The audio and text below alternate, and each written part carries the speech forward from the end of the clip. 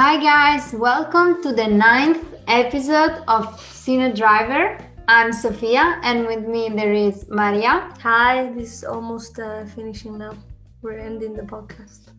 Almost the end. And today we are going to speak about Django Unchained.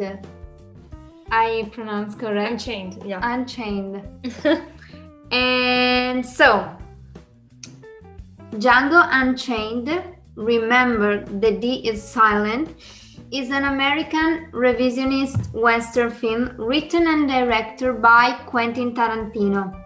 The film, released theatrically in 2012, stars Jane Fox, Leonardo DiCaprio, Christopher Waltz. Christopher Waltz.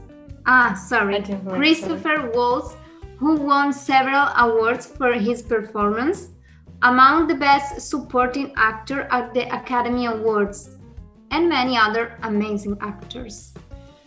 The film, set in the Old West and antebellum period, is a night-stylized, heavily revisionist tribute to spaghetti western, in particular the 1966 Italian film Django by Sergio Corbucci. So now I want to tell you something about the plot.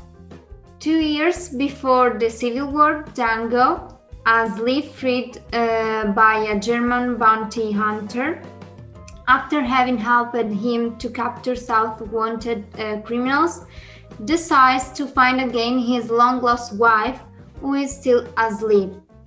Django is not alone to deal with his mission, because the German man goes with him and assists Django to face with the white, brutal owner of the plantation in which Django's wife works. And the film received many awards and nominations, as well as 5 nominations at the 85th Academy Awards in 2013, including Best Picture. But in the end, the film won 2 Oscars, one for the performance of Christopher Waltz, as we have said before, but also one for the Best Original Screenplay.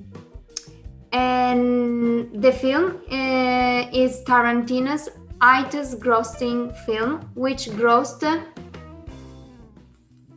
425.4 million worldwide. So, you know something that you want to say about the film? Okay. As you said, it's an American revisionist film. It's like a Western. And it's full of violence, as is Tarantino style. So that means like a ton of fake blood and dark comedy. And at the same time, it deals with difficult subjects such as racism, slavery, and colonialism in the United States. That's why it's a revisionist film. It's like a kind of a historical film, although not everything is accurate. If you watch it, you will see what I mean. And I wanted to speak a bit about the soundtrack, maybe. It's original because a lot of the songs don't match the era that it's being represented. This also happened, for example, with the costume design, with the glasses.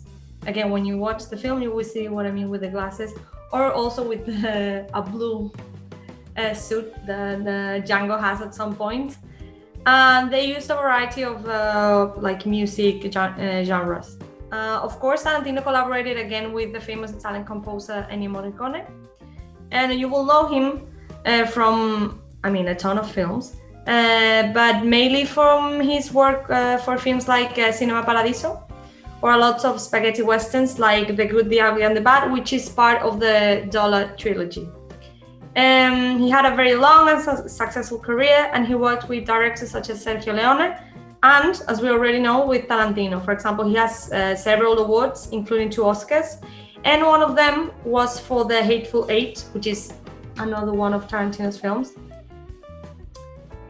And I don't know. It's a film that we were investigating, and it has a lot of curiosities. But we will speak about it. I can start with a curiosity about the title, because the title Django Unchained allows to treat different film. First one, the 1966 Corbucci film Django. The second, Hercules Unchained, the American title for the 1959 Italian epic fantasy film about the mythical hero's escape from enslavement. And the last, Angel Unchained, the 1970 film about a biker who wants his revenge on a large group of rednecks. But we have other curiosity. I will talk about a few of them related to to the title and also to the films that this film was based in, let's say.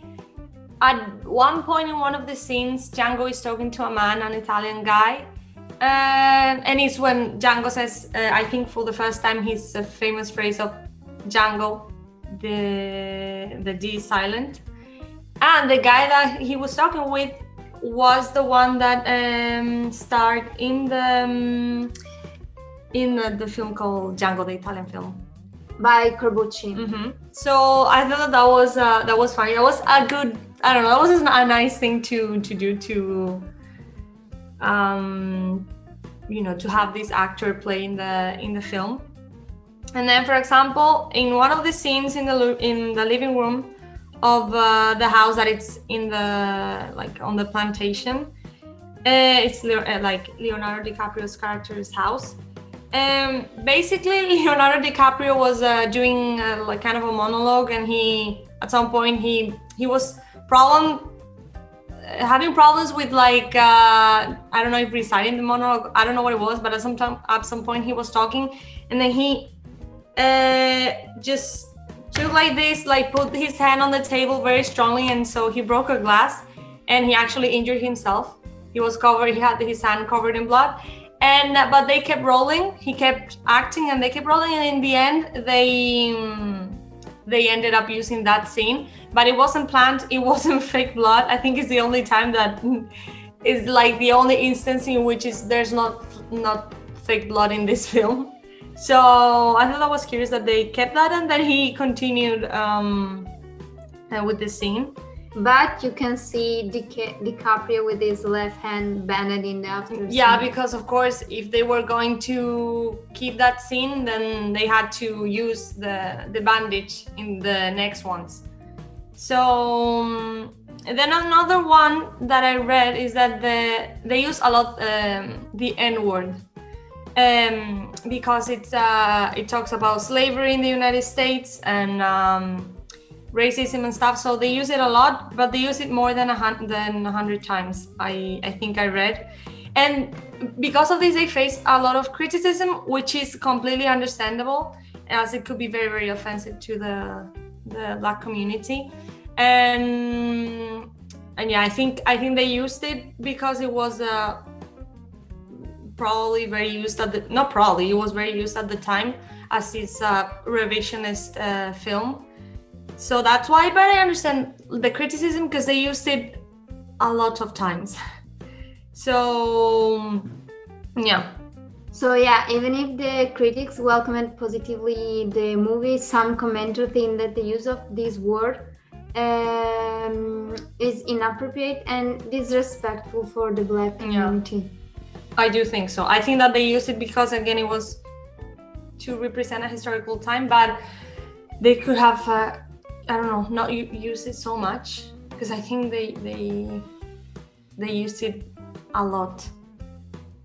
Even once already is not the best. I understand why they used it, but maybe 100 times is too much. And in my personal opinion, I really appreciate the film. Okay, I love Tarantino's style. Maybe my taste is basic, but what can I do? I really like Tarantino. And I watched a lot of his films, so I can recognize some common elements like the amazing soundtrack, the humor, the black humor, the exaggerated fake blood, the brutality, violence, amazing shots. and super cool character and so on. And as in all the other Tarantino's films that I've watched, also in this case I've liked a lot the characters scripted in a perfect way. And of course the final result is also thanks to the amazing actor's performance. And even if the film is very long, more or less is 2 hours and 45 minutes, I think. And it's not boring. You only want to continue to watch it. So the only thing that I can add is, Guy, you have to watch Django, but also all the Tarantino films, and for sure you will become a Tarantino lover like me. I have to say that I'm not such a Tarantino lover as Sofia is. I have only watched two, Django and Pulp Fiction. I loved both of them. I really liked both of them. But I am not that passionate about Tarantino. I think he's a great director, but I haven't watched actually that many of his films. But I will keep watching because they're good, very good films. And I would say that overall I liked it a lot. I thought it was entertaining and it didn't feel long. Plus, I really like the two main characters, Django and Dr. King Schultz, because I think that they had a great dynamic, and in general, they are two amazing actors, and I don't know, I think they were great. Also, DiCaprio, I think, was also very good. Yeah, to do the character that Tarantino decided to create for him. He did it very well, actually. I don't know. I don't think I've seen Leonardo do this kind of character ever. So he did it very well. And I think the thing that shines the most this time, it will be the script, the story itself, and the acting. Although I must say that it was sometimes a bit difficult to watch because of all the violence and because of the racial slurs, the use of the N-word. It was difficult to watch because of that. But because of the amount of comedy and also how Tarantino usually does violent scenes, which is like very long theatrical scenes with tons of fake blood, it kind of gives everything like an unrealistic feeling, so it makes it easier for you to watch. It doesn't feel like it's so violent. It is very violent, but you don't feel like it is. I think the worst thing were the words. I agree completely. You don't have to have such a strong stomach to watch. No. You see, because everything is super fake. Yeah, like it's like every time someone shots anyone, is like, like a fountain of blood, and it's like also very fake. The consistency and like the color is super fake, and he does it on purpose because everyone always points out the fake blood in Tarantino's films, and I think that because of that it's easier to watch because it's you see it, and it's a ridiculous type of violence. I don't know, it seems so fake that way you're not that shocked, I think. So that's one of the good things about Tarantino, that if you don't like violence, I don't really like violence. I mean, who does? But I don't really enjoy violent films so much. So for me, it's okay because I can watch it without, and also being also the black humor helped to the dark humor. The dark humor. Yeah, it helps because in the end, a lot of the things from Tarantino's films help to make it unrealistic enough so you don't suffer too much. I don't know how to explain it. Even the Ku Klux Klan scene was one of it was awful but fun because he was making fun of the racist. So that's always a good thing, to make fun of bad people. So if you make fun of racists, that's good. And in that scene, he was making a lot of fun, and it was, you'll see it, but that scene with the horses is completely ridiculous. So yeah. So guys, go on Netflix, but also I think you can find this film on Amazon Prime. I think so. So now even Amazon has to pay us. Yeah. And watch Tarantino's films. They're cool. Yeah. My goal is to watch all the Tarantino films. I mean, the most famous one, because I think at the beginning it started to do something, but I want to watch everything. So see you to the next episode, the last one, for another surprise, maybe a guest, who knows. And it's the last one, so I hope you're ready. Stay tuned. Bye. Bye.